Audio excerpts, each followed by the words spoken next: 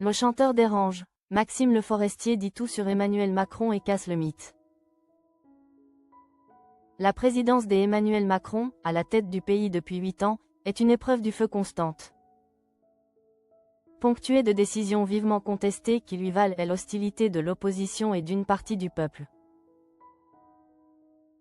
Qu'il s'agisse de sa politique économique ou d'actes symboliques, comme la reconduction de Sébastien Lecornu au poste de Premier ministre malgré une démission antérieure, le chef de l'E-TAT est loin de faire l'unanimité. Mais alors que les critiques fusent de toutes parts, le président peut compter sur un soutien inattendu. Celui d'une figure emblématique de la chanson française, Maxime Le Forestier. Le chanteur, loin des arènes politiques, a choisi de briser la loi du silence et de s'exprimer avec une honnêteté brutale sur la classe politique. Dans un entretien accordé à Paris Match, l'auteur, compositeur et interprète français de 76 ans a ouvertement pris la défense de ceux qui s'engagent en politique, fustigeant la tendance à la critique facile et au mépris. Maxime Le Forestier, qui rappelle avoir voté pour la première fois en 1981, a affirmé son respect pour la classe politique. Depuis, je vote.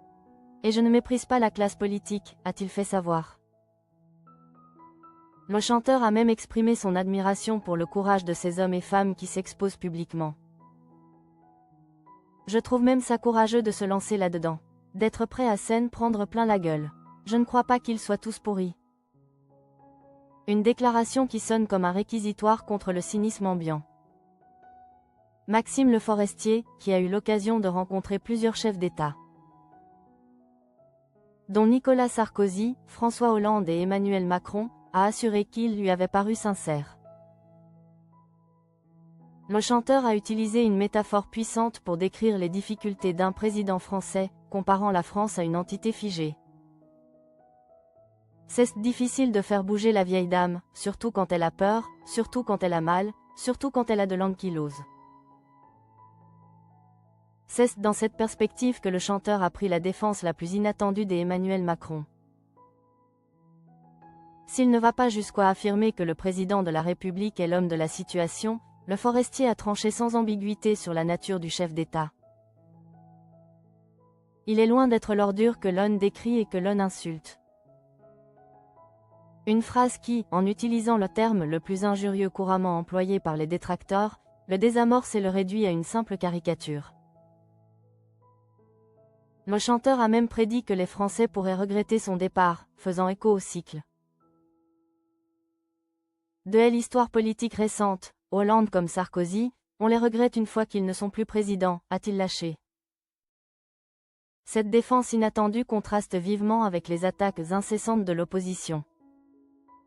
Le 24 octobre dernier, lors de la promotion de son nouveau livre, Ce que veulent les Français, le président du RN, Jordan Bardella, s'est acharné sur le bilan international du chef de l'E-TAT. Réagissant à la diplomatie d'Emmanuel Macron, Bardella a été d'une rare virulence. Les 7 années écoulées du quinquennat Macron ont fait beaucoup de mal. Il a ensuite développé son argumentaire, expliquant que ce mal est ressenti à la fois en termes d'image et de capacité de la France à peser dans les conflits internationaux. Selon lui, alors que le monde vit une période de convulsions intenses, la voix de la France est